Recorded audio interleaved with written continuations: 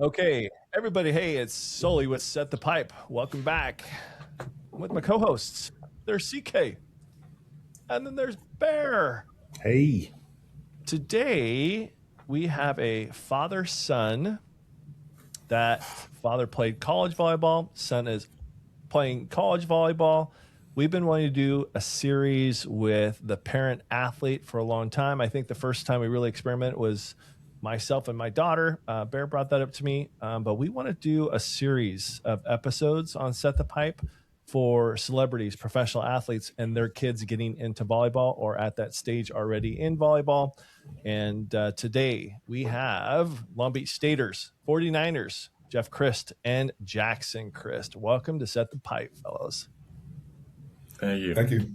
Thank you so much for coming on. Yeah, really fired up to have you here. I will say this. I'm a little taken back right here that there's four 49ers. That's right, I'm the only baby. matador right here. It's a little bit of a panic, but as I said the other day, I'm kind of a pseudo 49er at heart, besides Northers. But thanks both of you for coming on. I've been fortunate enough, Jackson, to watch you play basketball, at least in your high school days, and you were a phenomenal hooper. And I'm excited to hear about your journey soon to come. And your dad, I know his journey because I was kind of around that time. And I'm excited to have you guys on the podcast. It's so cool to have a father-son. Like Sully said, we've been wanting to do it. And what a perfect two to start it off. I mean, you played there, Geoff. Jackson, you're about to play your first season there at Long Beach State. Yeah. The history, the culture behind that. Excited to have you two on. So again, thanks for coming. It's great to be here. Thanks for having us.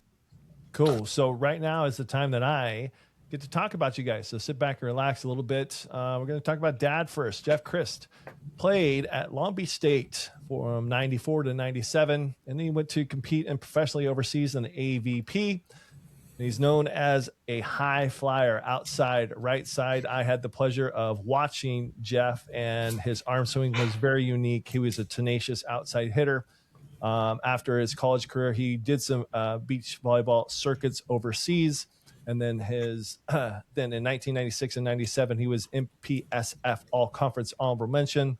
And for Long Beach State, he left his stamp there in 1997, the top 10 total attempts in a single match. And that was against the Gauchos at Santa Barbara. Top 20 all-era career records and total kills. He's in the top 5 of all-era kills averages. He's in the 40-plus kills club, and that was against the Bruins in 1997. And in the top 5 sophomore class record in kill average, top 3 senior class record in kill average as well. Jackson is next, and he's got some big shoes to fill. Maybe not the height, because definitely Jackson's got dad on that, and we can get into that a little bit. But Jackson, Fab 50 selection for the 2025 class from Volleyball Magazine. He is a 2-sport star in both basketball and volleyball. Played 2 years at Millikan High School to start his career, and then won 3 CIF state championships in volleyball. 2-time first-team All-Moore League selection as a freshman and sophomore. He transferred to Sage Hill once, and then once again a first-team All-League pick, and was the CIF Division 5 MVP. Moved up to the Division 4 as a senior and was again the CIF Division MVP. In basketball, it was a 2-time All-Moore League selection in Millikan before 2 All-League selections at Sage Hill. Played club with Pinnacle Athletic Club. I think we know who runs that show there. And he was called up for Team USA for the 2025 U21 World Championships, playing with teammate Kellen Larson. Set the Pipe. Welcome, the Crysts. Awesome. Well, I say this to everyone, and I'm gonna actually go to you first, Jackson, and then we'll get to Geoff. But how does it make you feel? I mean, you're a freshman in college. You're about to embark on your collegiate college, volleyball career. But hearing all the things that you've done so far, and then hearing what your dad has done, how does that, make you feel? I'm sure there's a lot you want to get to, but so what you've accomplished so far, you got to be proud of that. Yeah, I mean, it's a super cool feeling, like hearing all that listed out. And it honestly, like what comes up first is all just like the cool memories, like the connections I've made, like hearing about world championships in China, like that was such a cool experience. And then like even all the way back to Millikan and playing basketball, like it's all been so fun. And I think that's like one of the things that I still get out of like my future is that it's going to be so fun, and I have so much like in front of me, not just behind me.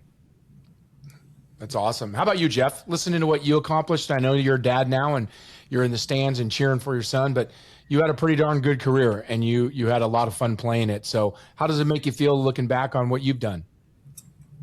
Just really nostalgic and thankful, and I just want to start off by thanking everybody at Long Beach State, especially Al, obviously, and all my coaches.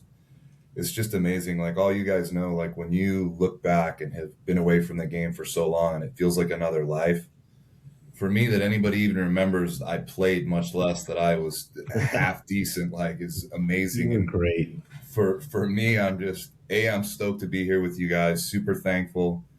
And I'm just happy to, be a dad and a husband, and that Long Beach State has been there for me since I was just a pup all the way to now. And I just want to make sure out of the gate, I just express my gratitude. And it taught me everything I know, whether I knew it or not at the time. And from then to now, like, still to this day, Jackson will laugh, but, like, you're not going to outwork me. It's not going to happen. It's true. And looking back, like, that's how it was. It's not like I set out to do that, but that's what I learned from Long Beach State. Jackson, did you ever get to see your dad play? Was there, because it wasn't like we had internet back then and everybody recording, but do you guys have any recordings of your dad when he played back in the day? There's one match that I've been able to watch, and it was when he was a sophomore, so he was pretty young. This was before he kind of got into, like, the player that I'll hear, like, folklore stories about. But it was him playing UCLA his sophomore year, and it wasn't, like, the craziest match. Like, it wasn't his best match, obviously. He's had, like, way better matches, but just seeing, like, kind of like the way he was playing before he even got, like, to, like, the crazy high flyer or, like, the super heavy arm that, like, it was always there. He always wanted to play that way. And, like, some of the swings that he ended up hitting and then some of the ones he missed on, it was cool to kind of see, like, wow, like, all the stuff I hear, like, it was real. And I actually got to post a little clip from that match for his birthday, and everybody thought it was the coolest thing ever. That's awesome. Guys, I got to tell you, watching Geoff back in the day, in today's game, he would be that big guy. Absolutely just crushing it from middle back, coming in for a big. Oh my gosh, like, he was built that way. High swing, just explosive. Geoff, would you agree on that? I can't imagine you just watching today's game going, oh, where's the big back then? Well, like, when I was at the national team in '99, like, the Bic was still, like, new, sort of. Yeah. But I definitely enjoyed hitting that. And the funny thing now, though, is, like, now I'm, like, a little outside. I'm like a little leaper. Yeah. I'm a 6'5" middle. Like, I played middle. I played opposite a little bit here or there, but I was a middle. I am super small. However, watching UCLA last year, problem is I don't jump like the middles that UCLA do. But, it's just, how tall are you, Jackson? I think I'm 6'10". That's what I've gathered. I would say sometimes what I I'll thought. run into somebody that's, like, 6'10" and I'm taller. Sometimes I'll run into somebody that's 6'10" and I feel like I'm 2 inches shorter. So I'd say I'm around 6'10". About 6'10", yeah. And we had one guy back when I played, and I know, Geoff, you were right after us, but, like, Tim Kelly was 6'10", and he was an anomaly, right? Yeah. And so 6'10" is, I don't want to say becoming the norm, but Jackson, not Jackson, it's his brother. Why am I forgetting Payne, who just went to Hawaii this year? Oh my God, I can't believe you must know him, Jackson. Who he's in Hawaii this year. He's a freshman. He was Roman. Thank Roman, you, Jesus. yeah, Roman Payne. Sorry, Roman. I love you. I'm best friends with the Roman. So, He's 7 feet. Right? So right now you have a 6'10" freshman at Long Beach State. You have a 7-foot freshman at Hawaii. Both are damn good. Like, there was no 6'10" 7-footers when we played. Like, there was one, and he was Tim Kelly, who came in a different path, right? And so, like, it's just awesome to see the game come so far, and just the ability and the size of everyone growing. So sorry, Roman. So both of you guys have watched each other play a little bit, right? You've got to see your dad play a little bit, Jackson, and of course, Geoff, you've seen your son play all the time. Are there similarities in your style at all? Do you guys have maybe the same platform when you pass, or the same approach, or maybe the same arm swing? Are there similar styles between your guys' play? Dad, I'll let you take this one because you knew, like, you when you were younger playing better than I would. And then I'll follow up. I think like I've tried to sort of give him all the stuff I would do different and then all the stuff I would do the same. But like just now, especially him, I don't know if it's social media or watching more film or just, learning from all the mistakes we made when we were playing. Just the IQ, the physicality, the height, the jumping, the lifting, it's just like version 10.0. So there's a lot of similarities, but like he moves better than I did in my prime at 6'10" as a 19-year-old kid. And he can already outlift me on a lot of the lifts that matter. So it's yeah, I think there's similarities, but he has just so much more range and so many more shots and just so much smarter IQ wise, can play three positions. Yeah. I couldn't play three positions. Yeah, like if they said go hit it quick, sure, but like go read block, good luck. Yeah, right. So you got 4 dads here. Did you train him at all? Did you coach him at all when you were younger? Did you, or to an extent, He's part of shaking his his teams, or were you in the backyard? I know Jack's like, yeah, dude, he was, totally was. But yeah, Geoff, tell me about that. Honestly, that evolution was like when he was super little, like we would pepper in the front yard, but I never pushed volley. Like he played everything.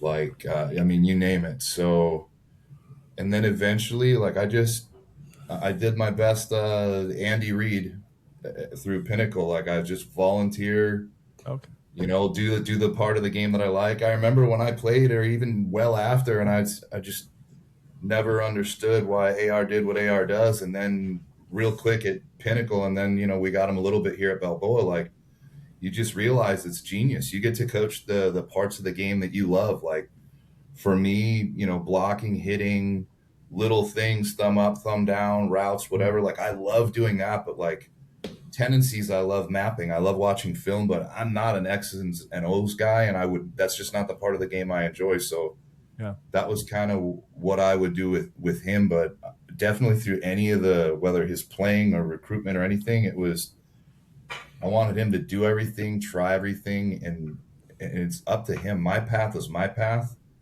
His is his, and I never wanted to ruin that for him ever. Yeah. Hey, Jackson, you didn't answer Bear's question, so I apologize for butting in there. But you have No 2 worries. on the table in terms of how did you like your dad around during your development time, and also the comparison between the 2. Yeah, so I think my dad is totally right, but he's also being way too humble in my development. He had a huge part in it. He's totally right in the fact that he never pushed it on me ever. Like he would have me pepper with him at the beach when I was little. And he'd bring me around to the alumni Sixer. He'd have me come to volleyball matches and stuff like that. But when it came to me actually playing volleyball and being like, hey, Dad, I want to play this as a sport, not just pepper at the beach, it was all me. And it was kind of like self-serve. Like I would ask him questions, stuff like that, but he would never like push stuff on me or be like, hey, you got to do this. It was always just like I would ask him questions. Like the car ride home after a tournament was never like getting berated. It was more like me trying to pick his brain, stuff like that. And then same way with like him developing me like lifting wise. When I was like super little, he would have me do like cleans and like snatches, like Olympic lifts in the backyard with like a broomstick while he would do it with like the actual weight when I was like doing it right. 9, 10. Yeah. And then now like I'll have like one of the highest cleans in the gym as a freshman. At 6'10". Just from him like ingraining that in me. Like that, like from a young age. And I like am so thankful that he did. And like so many things of my game that like allowed me to be successful are from him. But he would never say that. But he is definitely downplaying his role in my success. Well, that's awesome. That's why we have you both on here, so you can hold each other accountable. Right? This is rad. This is so cool. Yeah. I know, right? This is awesome. And then with like the way. Go ahead, Jackson. Go ahead. I think answering Bear's question, like with the parts of his game that I think have translated over to mine, I think the main one that will like kind of apply always is like the weight room. He always like kind of just made it so clear to me like how important that was. and then like instilled in me like a love for it. Like I don't do it because he told me I have to, and that's what I have to be good at. Like I really enjoy, like I look forward to like going and getting after it in there, because that makes me feel too like I have the upper hand and I have a leg up on everybody I'm playing against, because I know they're not going to get after it as hard as me in the weight room. So I think that's one of the biggest ones that he's instilled in me. And then I think having a good arm, I think he made that like so important, with like, this is how you hit a volleyball. This is how you do it right. You're not hitting it with your shoulder. And that's really carried me through like a big part of me being like good at volleyball. Because when I was younger, I didn't jump very high at all. Like obviously I was tall. So it was really just like my arm and my range that would like allow me to be successful. And then now that I'm older, having like a good arm with good mechanics really sets me apart with my jump serve and my range as well. So I think that is like the biggest thing that like we have similarly, and that also it's like allowed me to be successful like he was.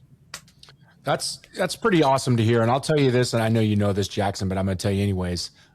Just as a father, what your dad taught you about the gym is a lifelong thing. And so the best part about that for you is you love it, and it's hard for people to love that. And so now that you love it, in 30 years, when you're finally done playing volleyball and you want to start a podcast like us old men, and you know, you're still going to go to the gym. You're still going to take care of yourself. You're still going to feel good, like you said, that you're bettering yourself. And so it's just a great quality that you have. And again, if you want to be really legit and, you know, do what your goals are in volleyball, if you don't love that gym, you're never going to make it at that level that you're getting to, right? Like it's one thing to play high school, but to play at one of the best, let me rephrase that, to play at the best college volleyball, school in the country, you got to really do it, right? And so that's great to hear that you did it. And kudos to you, Geoff. I know you met my wife. She would really appreciate that, because health and fitness is huge, and health is wealth. And to teach your son at such a young age how important it is for sport, but for life is great. So good job. I got to give a shout out to, we were just talking about it last night. Actually, we got to give a shout out to his mom too, because she's taught spin and group exercise for 25 years. Nice. So he grew up going to the gym, taking spin classes, doing all that. And there's, like you're saying, like how we're all like accountable. Yeah. Like some people, they make it sound like working out is like optional in our house. Like no matter which way you look, like it or not, like, you better be hitting the gym, or it's not going to be a good look. Ours are very similar, my friend. Very similar. Right? Hey, so I'm really curious on the recruiting aspect, and I think that what was driving me a couple years ago when I first started this to do a series like this, because we're going to have guests on here that, you know, played high school and they went to the pros, right? Or didn't go to the Big Five little, and then their daughter or son went to a Big Five program. I'm talking women's side, obviously, right? Geoff, when you were recruited, right? I'm sure things were different now. I mean, especially literally right now, NIL, rev share, larger rosters. But now you're the dad. So what did you take from your recruiting process? Did you apply anything to it? Were you kind of like just wide-eyed and trying to help your son navigate through it? How did that work for you guys? Because I think that's a crucial component to our series moving forward in our interviews. So how is that for both you guys? I would say my experience helped, but it was so much simpler, and there weren't the same options. I wasn't the same player. I mean, in what he's saying, he's evolved through high school and wasn't just an arm. I was literally just the arm, and still didn't really jump that great as a youngster. So I only had a limited amount of options. So but on his end, it was just go everywhere, experience everywhere, listen to the coaches, listen to the players. I mean, I think they're fortunate enough too now, like we're in SoCal, that club system or just volleyball in general in club and high schools, it's such a smaller world. We all kind of know everybody in a way. Yeah. So it's just go experience it, take it all at face value, and also enjoy it. Go check it out, experience it all. And then after you have, then kind of see, you know, where you're at. But for sure, it was actually Misty that I remember. I can't remember where she said it, but she said that's the only thing she would have done differently, was kind of enjoyed stuff more. So I've tried to, Yeah. you know, take that advice and pass it on to him. Yeah. But Great advice. it is legit just in life, right? Because we don't sure. slow down, and We say it all the time, enjoy the journey, right? Yeah. Smell the flowers. Yeah. Jackson, for did real. your dad guide you through all this? Or did he say, hey, son, this is going to be your career. You're going to need to spearhead this. Was it joint? Like, who took the reins on your journey of recruitment? I'd say it was like a bit of both. What he was kind of guiding me through is like what questions to ask. Like he was kind of really just trying to provoke thought for me. Great. But he really wanted it to be my decision, because if I end up somewhere that he picked, I'm not going to be happy as I would be if I picked it. True. So like so many people thought that I was just going to commit to Long Beach right away, because like my dad would want me to and everything like that.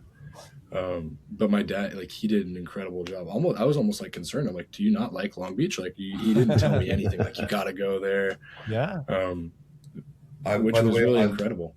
I love Long Beach. Just for the record, I have a 49 tattooed on my arm. I love Long Beach. But you did, but you know, you're looking back, and I'm going to get back to you, Jackson, is I think this is an important thing, like Sully said, because I've done it twice with my kids, and that's one thing I tried to do also. Forget how I wasn't as great as you were, Geoff, growing up with my older son, yelling him in the car rides, but we did do that. We did do that stuff about giving them the opportunity to make decisions and giving those things. So that's great that you had it. So Jackson, so you're going through the recruiting process. And again, we should probably tell folks, and I'm sure we've already mentioned it, you also had, you know, scholarship offers for basketball. Yeah. So you had to make some decisions also as a junior. Is this, what sport do I really want to play? Because I'm going to say this, and you know, you said your dad's humble. I'm going to say you're humble. I'm around basketball all the time. You know, my son's played at UCLA. My other one's going to Washington State. You were freaking damn good, and you could have easily played basketball at the highest level if you wanted to. And your coach would say it. Your high school coach would say it. Your club coaches would say it. I told your dad that a few times when I watched you play. But that was going to be your decision. So to go back to the question about recruiting, for you, your dad helped you through some stuff. How was it for you to be recruited in both sports and to come to that decision of, I think this is what I want to do, which is volleyball? That's the burning question. I wanted to ask the same. Sorry, Bear. I didn't mean to take your time. No, it's all good. It's all good. It's bad, Jackson. It was an interesting experience for sure, because it was two different kinds of recruitment. Like, you're very kind, and I really appreciate you saying how good I was. Truth. No, I've I was seen the definitely a highlight hotter reels. You are commodity awesome. for volleyball. Thank you. I was definitely a hotter commodity for volleyball. I was like, on June 15th when I was eligible, all the schools I wanted to go to reached out to me, or like I would want to go to reached out to me. So that was like immediately, like, I was getting recruited for volleyball. And then it was weird telling all these coaches, like, hey, I'm kind of holding out to see like what basketball will do. Like, I did end up receiving a Division I offer, and then like a bunch of interest that I would have had to let play out. So I ended up getting to like this kind of halting point where I'd gone on all 3 official visits that I like have gone on. I went to Long Beach State, UCLA, and Hawaii. Not Northridge? No. That was just going to be his fourth. Keep I going, can Jack. I actually want to clarify that And we didn't hear Northridge that. never reached out. Oh, never reached out. Uh-oh. I'm going to have a talk with you. I'm just That's kidding. But so I came to this halting point where it was in spring, so it was kind of in the middle of my club volleyball, or in my high school volleyball season, and I was also playing AAU basketball. And I had one Division I offer from Cal Baptist University, and then I had a few schools lined up to come watch me play at AAU tournaments, and then probably give me like scholarship offers. Like, my coaches told me, hey, these coaches reached out, they want to watch you play, and then like probably give you an offer. And I was like, well, shoot, okay. And then right at that time, I had gotten added late to the U21 tryout roster to go to Mexico for Norseca. Mm-hmm. And so it was kind of like a decision, like, do I want to keep playing, like really loading my body up with high school volleyball, hitting at least 50 balls per match. And then on the weekend going and playing 9 basketball games for AAU. hoping to kind of get this Division I offer and putting myself at risk to get hurt or get overworked and not be able to play or not be able to go try out to travel for the U21 roster. And it so easily in my mind just went like, no, I want to go compete for the U.S. for volleyball. Yeah. And I reached out to my AAU coaches. I'm like, hey, guys, I can't play. I got volleyball, stuff like that. So that's kind of where the basketball, like, dreams came to, like, a halting point when I realized, like, when everything kind of mattered, immediately what I wanted to do badly. Mm-hmm. And then it was just a matter of time with, like, thinking and, like, kind of talking to coaches, like, where I wanted to end up. Because it was so hard to pick for volleyball with basketball still, like, floating around over there. And it was also so weird being pursued, like, I don't want to say aggressively, but, like, being heavily recruited for one sport. And then the other sport, I'm, like, fighting to get, like, good looks or coaches to come to practices or stuff like that. Which I think is so incredible. What happened? I just think that's incredible because I've seen video of you and you were dunking, I think, in 8th grade, right? Yeah. And you're 6'10", and for basketball not to pick up on you at such a young age, I just find that unbelievable. I don't know. I just think that's. I'm going to say, and here's what I was saying about Jackson is when he made that decision to play volleyball, right? For him, it was the right decision, and that's amazing. I think it's awesome. I believe you're going to go to the Olympics. I was talking to your dad about that a couple of years ago, and I think you're going to help Long Beach win 1, 2. I mean, it'd be hard to win 4, but a couple national championships. Absolutely. The difference is if you would have decided at that sophomore year to devote yourself to basketball, Barry, he'd have been all those calls would have been coming for him. Okay. So just know that. But when you're playing volleyball and you're busy and he's still legit in hoops, there's a lot of dudes that are just playing basketball 24/7, shooting 1,000 shots a day, jumping 40 inches, playing. And he's out there trying to make the U21 team, playing in his club team, playing high school volleyball. That's probably the reason why the high major D1s weren't flying off the shelf for him. Yeah. Had he given it another 6 months and kept going where he was going with the trajectory of all the ways he was playing, absolutely would have been able to. And so that's what's so rad about it for you, Jackson, is you are a multi-sport elite athlete. You know, college basketball offers, and then you get to the point where you have, the 3 that you wanted. So we'll stop talking about hoop. You have the 3 that you want. You go on all your trips. How did you decide? What made that final decision for you to go? We already know that now you want to play volleyball. This is your dream. So what made you decide to go to Long Beach over the other 2 schools, which are pretty darn good schools when it comes to volleyball and their locations? Yeah, I mean, it was for sure a super difficult decision. Being that, like, I got to go on the officials and all the coaches were great. There was nothing bad about any of the schools. That's what the hard part is. My dad played against John Spraw, so I had, he's known Spraw, so I had a pretty good rapport with Spraw because he was the coach at the time. I really liked him. I think he's a really good coach. Obviously Knipe had been in my life, kind of coaching me a little bit from time to time since I was just started playing volleyball when I was 12. So that was super big for me. And McKay was my club coach at the time, so I really liked him as well. And then Hawaii it's an incredible school, and they have a really great program that have produced a lot of great players, and the location is unreal.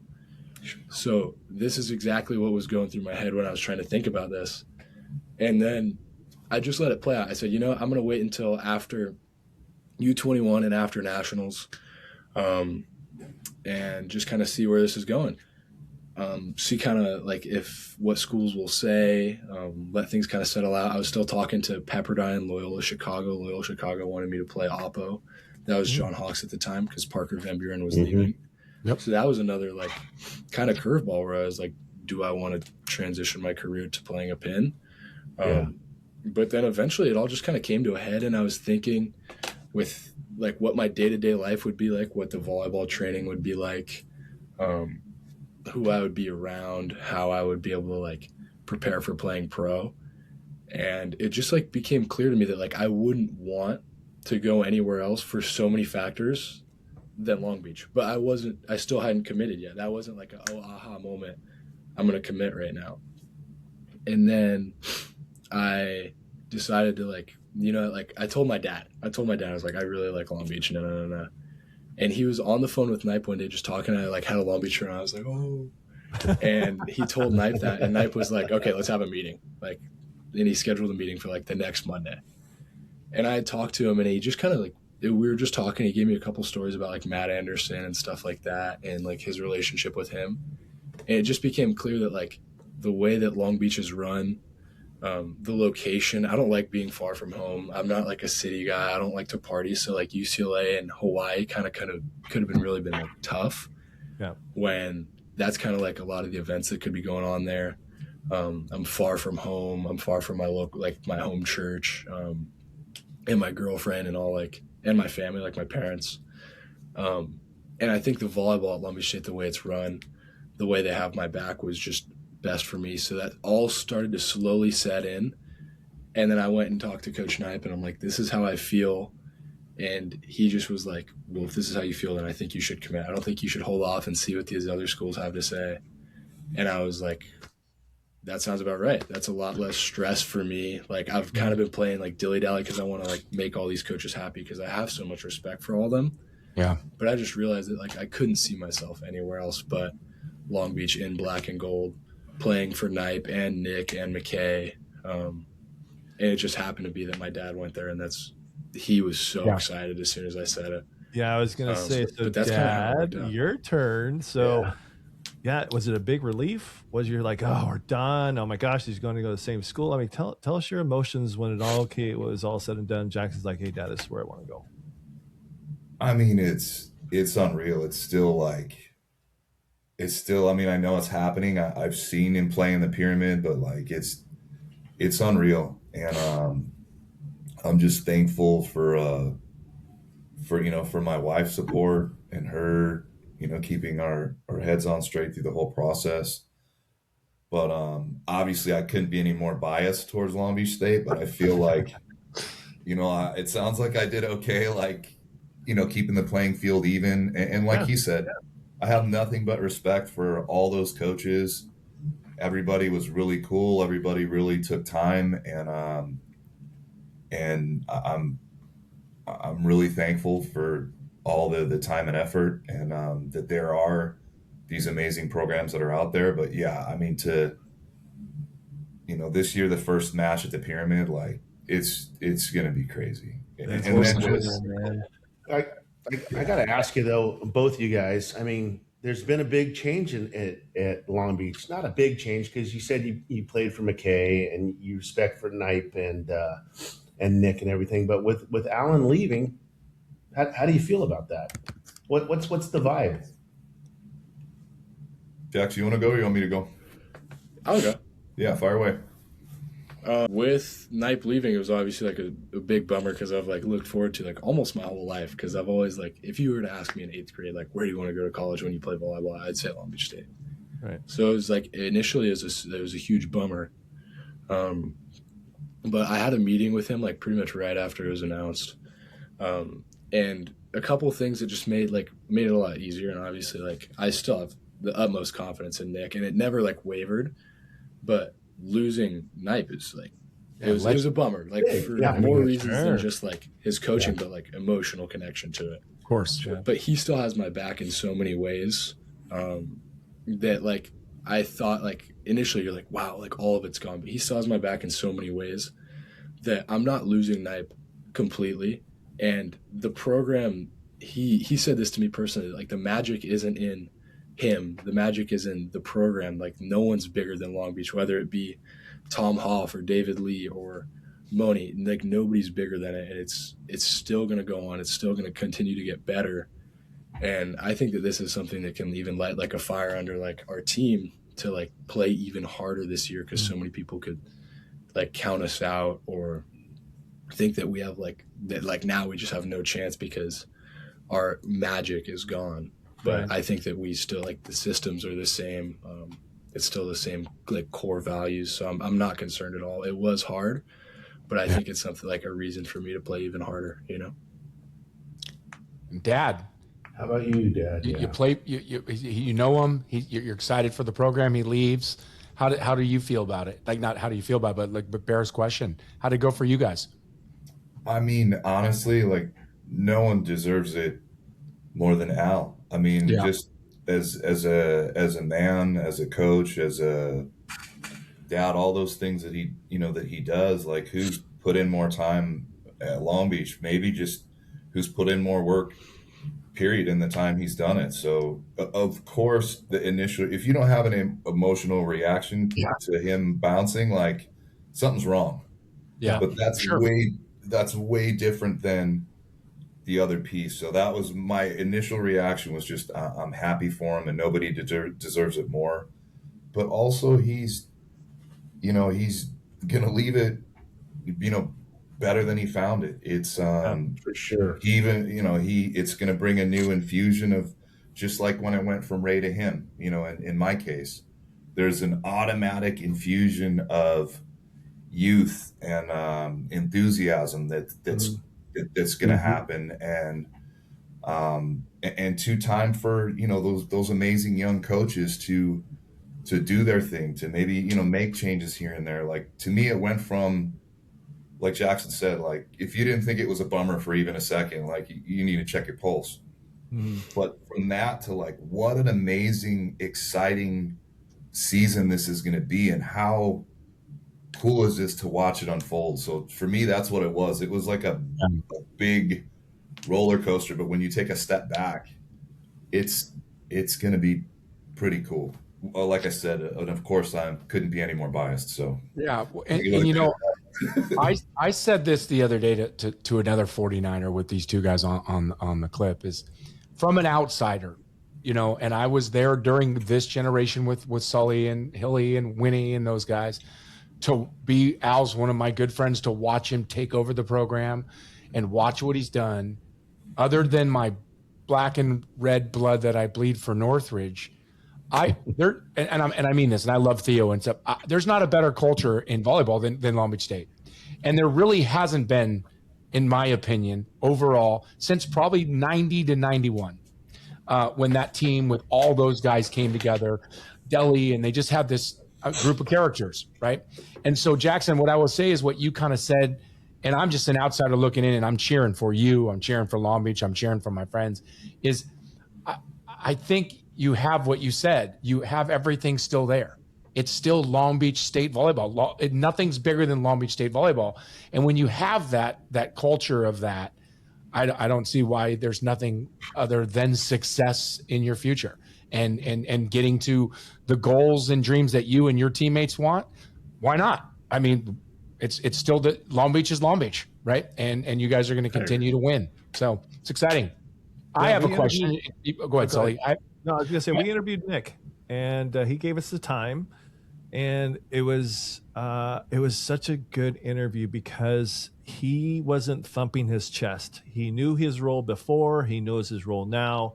He was mentored for the last 2 or 3 years to take over this position without knowing he was going to be taking over this position. So I think, guys, CK and Bear, when we were done with the interview, I felt very good about where the direction of Long Beach was going.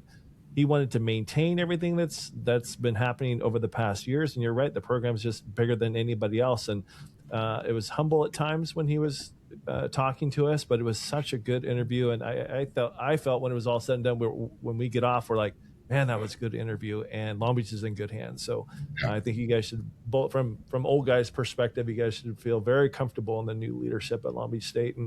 And yeah, Cole, you had something? Yeah, I wanted to ask Jackson a question. And this is good for all the young athletes who aspire to be collegiate athletes and get the chance to. Tell us the difference from high school to college, and how big has it been for you personally? Now you're a star, you're a Fab 50 kid. You're going to probably play, if not start, as a freshman, but there's got to be a difference. And I'm curious for you to tell all the high school kids out there today that are sophomores and juniors looking to do what you're doing, how hard has it been, or what's the step from high school to college for you at going from playing at Sage Hill to Long Beach State? From Sage, this was actually a huge concern of mine, because when I was at Sage, like, it's not the most competitive volleyball on the other side. Because like there's not a lot of high level guys around me, because I played at a super small school. A lot of great volleyball players, but not like the highest level. Like not a lot of guys playing in college. And I think the most important part of transitioning from high school to college is being able to get the most out of everything you're doing, because the level is it's almost incomparable. If you were to play like A side at Long Beach State right now against Sage, it would be a murdering.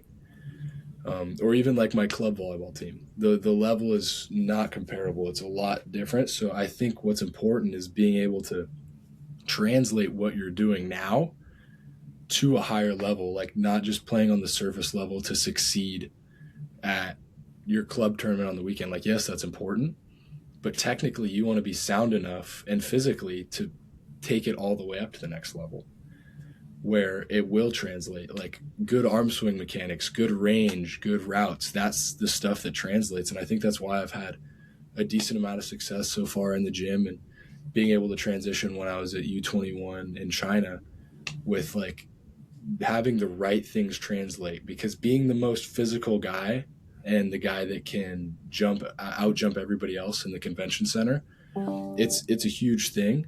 But I think that it doesn't always translate, and that's where a struggle is found. But I think technically, crisp routes, good arm, good range, good footwork blocking, good, whether it's your like platform passing, serving, like having a repeatable serve, understand, like having feel for the game, that's what applies. And I think since that's been instilled in me from my dad from like a young age, that's why I've been able to have like a smoother transition than it's like some other guys. But it's the level is incomparable. So you really have to focus on the things that can translate. That's great advice. I tell my kids, it's the speed at the next level in any sport is just, it's off the charts, right? It's the speed, the athleticism, the strength.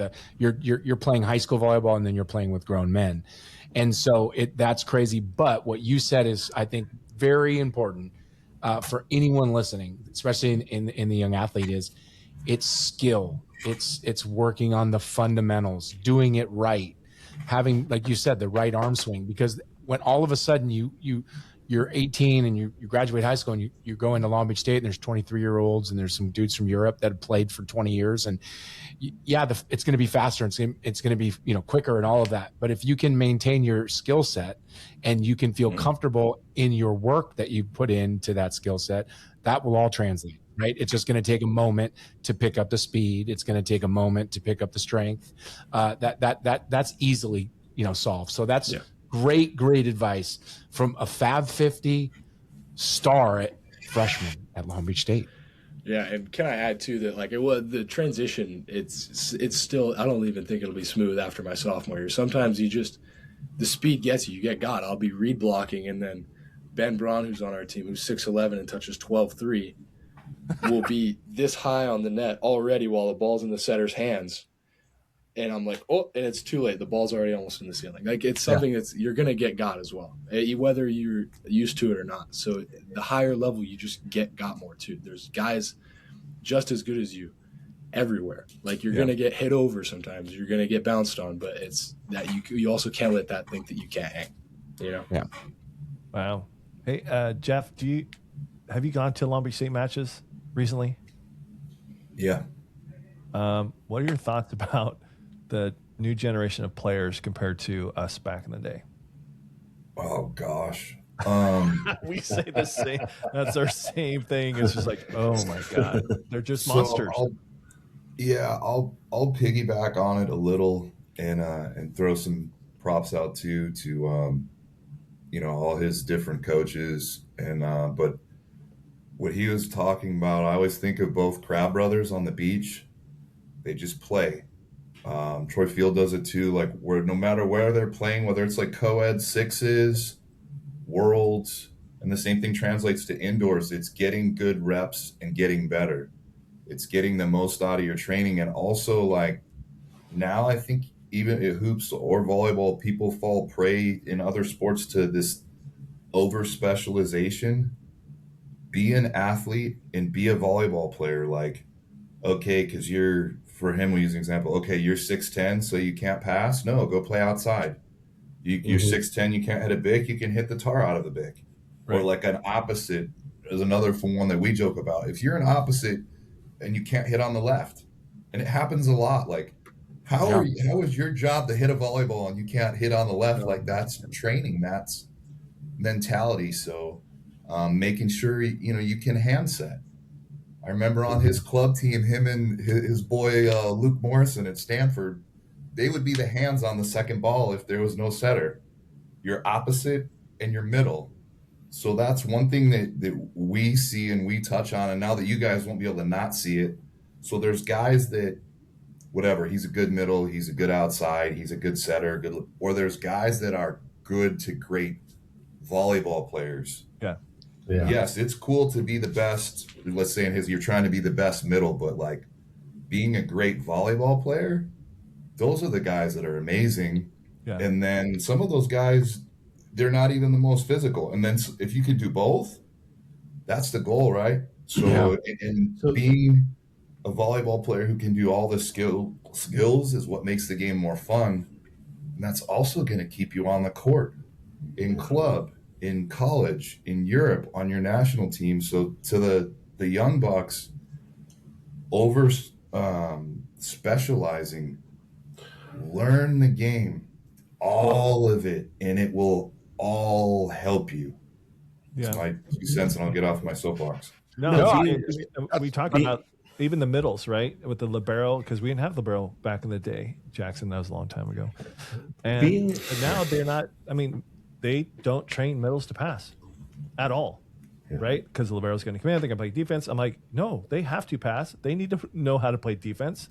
Like, what if libero goes down and we don't have somebody else can pop in for him? Like, you need to be a part of it. And in transition, are you going to pass the ball? Are you going to take it with your hands? A lot of them neglect that. So I agree with you, man, all the way around of what you just said. That's why Long Beach won it last year. It was one of the reasons. And when Knight, came on after winning it the night after, he had talked about having to sub different guys in different positions. And this was right after he had just won the national championship. And it was so refreshing to me because just like you, Geoff and Bear and Sully, we grew up. Jackson, you got lucky because your dad helped you with this.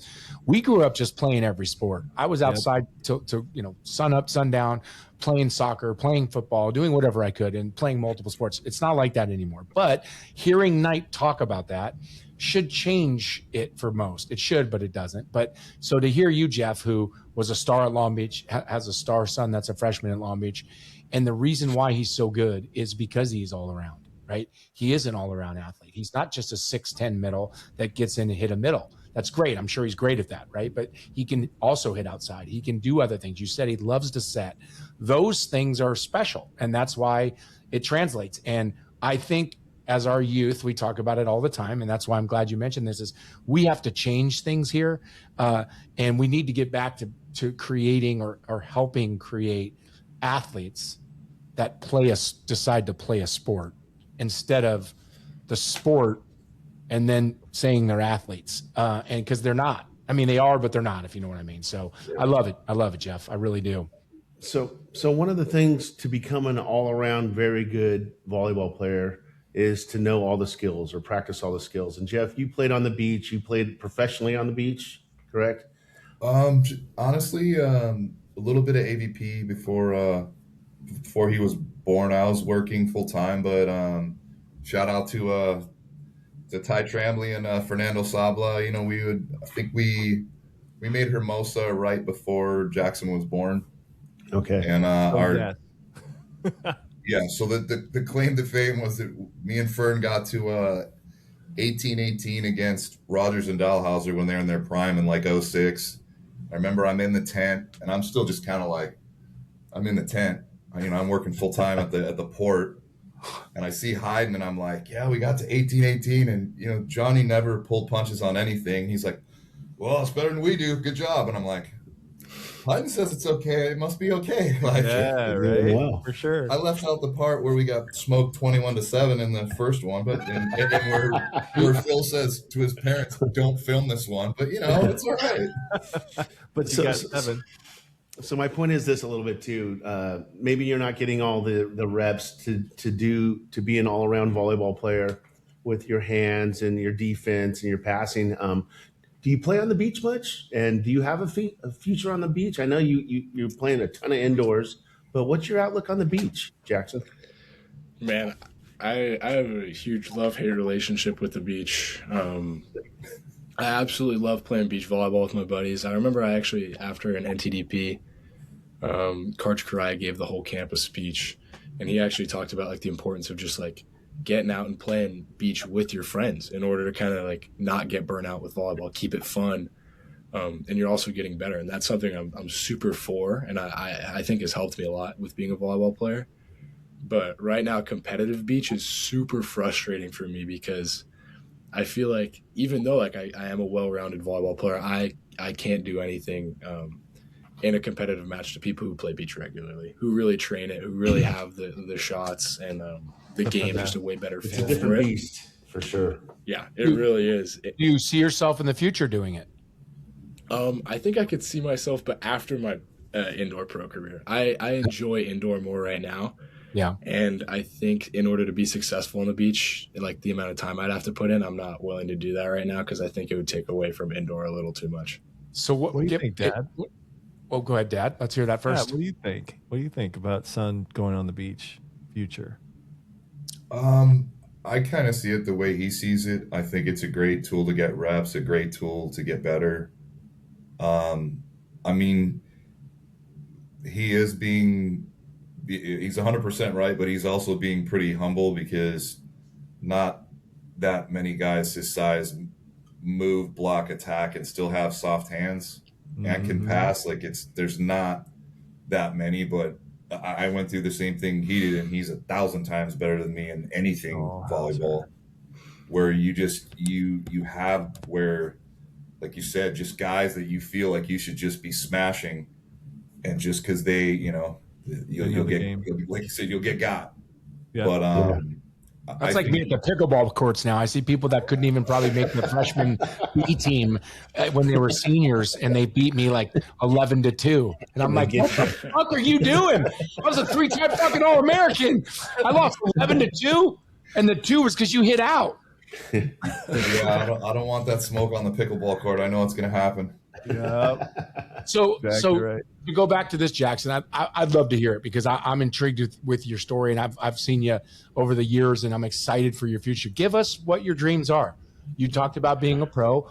I mean, you're a freshman at Long Beach State right now. You're 19 years old. What is Jackson Cryst's volleyball future and goals for you right now in the next 1 to 5 years? My goals are definitely to be an Olympian, and even further than that, to be a gold medalist, and to do that as soon as possible, and be in the position to be able to. So whether I'm in the national team gym over this summer and the next summer, so like I could not necessarily have a chance, but have a chance to be in the conversation for the 28 Olympics, and then go professional so that I can continue to like train and play at the highest level to equip myself to be a lock for the 32 Olympics. In order to just have the longest and most successful pro career that I could, and like leave the game better than I found it, in a sense, where I know that when I retire, I've actually pushed myself as far as I could. I've done the most that I've could to be the best volleyball player, and also like one of the more winning volleyball players ever, and like do something good for like the middle position as well, where I can look back and be like, I think I was one of the best middles to play the game. I think that's like the wide scope goal. And it's there's a lot of different accomplishments, Of course, within that, but I think that's the overall goal. And like looking back when I'm retired, and I want to have hit pretty much all of those. And I think I'm capable of it as well. Well, the cool thing for us, Jackson, is we plan on doing this show for a long, long time. So I'm going to go ahead and pin you on this. Each goal you hit, because I believe you're going to hit them, we'd like you to come on Set the Pipe to talk about that goal that you just mentioned on all of those goals. The Olympics, being a pro. I know you didn't talk about it, but I know national championship, I'm sure, is there right in there in the early days for Long Beach. So, we'd love to have you back on that just to go those goals. As a father and as an ex-athlete, setting goals is important. And whether it's daily, weekly, for sports, for life, and to have those goals just fuels your fire to work. So again, kudos to you and to your father to have those realistic for you. That's also very important. Most people don't have realistic goals, but realistic and knowing what it's going to take for you to get there. And it's not going to be easy, right? And it's going to be a battle, but you're ready for it. And to have those goals out there for you just gives you even that much more of an opportunity to attain it, right? Because you know what's there and you're ready to go get it. So keep going. Yeah, it's got, and Will do. Kudos with Coley on that, but it's in the Long Beach state blood, right? Alan and they win the national championship. The next day he's on, right? A week after they announced Nick, he comes on our podcast, and I'm gonna hold Dad's feet to the fire there a little bit to get his son's butt back on, set the pipe for sure. But we just had a guest on, and all three of us were just enthralled in it. Her name is Andrea Becker. She is a psychologist for sports performance. If you guys have not heard or not listened to that podcast, it was amazing, and we're going to have her back on. But when I edit things, I have to go through 4 or 5 times listening to the whole show. I pick up one thing or another thing from a parent perspective, from a coach perspective, from a former athlete, and still have that athlete, competitive brain up here. It was amazing. I can't encourage you guys enough to go to listen to Andrea Becker's podcast for sure. But boys, I have another question I want to ask both of them. Sorry to hope it's okay for you. So, Geoff, you grew up in our generation, smidgen, but in that generation. Jackson grew up in the softer generation today, and I will call it that. Sorry, Jackson, it's just the facts. So, did you instill that work ethic of hey, man? Like I said this yesterday or the other day to the coach, is like when I played, Jackson, like if I wanted to play basketball at the gym down the street, you'd go and you'd either get picked or you didn't. And if you got picked, you either won or you didn't. If you lost, you never played again. So my mentality as a kid was I'm going to do whatever it took to win, to get picked, to do whatever it take.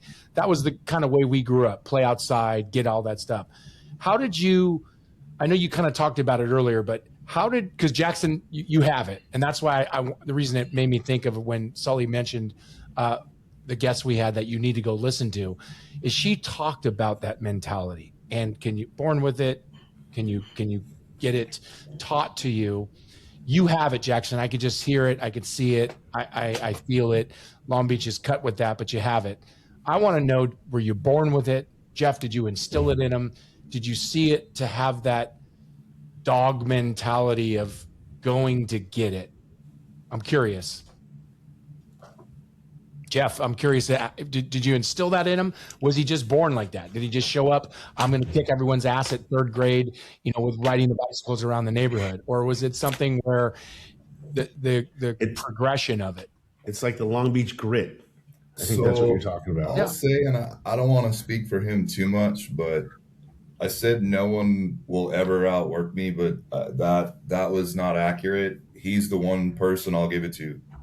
Jackson will and does outwork me, and I'm not giving that nod to anybody, but it's not just because I'm his pops. That's legit. Yeah. So I think for me, it was because just growing up, you guys are gonna laugh, but I'm this skinny kid that a freaking stiff breeze would blow over. So when you're like that for a while, eventually it's going to light a fire under you. You're like, you know what? F this. I'm going to get strong. I'm going to get strong as you know what. And then see, you're that skinny kid with the chip on your shoulder. You're going to attack every ball because you're from Tonawanda, New York. Who the heck are you? You're going to hit every ball like it insulted your mother. Every ball. Not every other, not every 10th. Every one. And when it builds on itself. So I think for him, it was more by watching, and I didn't think about it that way at the time, but he sees how you operate. He sees how I operate to this day. Yeah. I still lift every day. And nothing's changed other than me getting old. Yeah. But, and for him, I think when you're coming up, it's like, oh, it's just because you're tall. Oh, it's just because whatever. And after a while, you're like, you know what? Forget this. I'm a great volleyball player. Oh, I'm not. I need to be faster, jump higher, stronger. Okay, watch. Yeah, I'm gonna be. You know what I mean? And so I think it's a similar path. But and the other thing, he's the nicest kid, but he does not like to lose. Yeah. He does not, and way even worse than me. I can kind of sometimes just be, Yeah. Him, he wants to win everything. Yeah. 2 things with that. So Jackson, I can't express enough that your dad was spot on how he was. He did have a chip on his shoulder. He did. walked around and just kind of like, it wasn't good enough. All right, but I'm gonna show you. It wasn't good enough. I'm gonna show you. So that he had that competitive Long Beach grit instilled in him before he even probably got to Long Beach, to be quite honest. But he did carry that around. But you did say something earlier in the podcast, Geoff, that you were back there doing cleans. Your boy's out there watching you with a broomstick. So that started early from your influence of this is how it's done, this is how you work hard, and this is how you get to where you need to get to. So you guys are both very humble.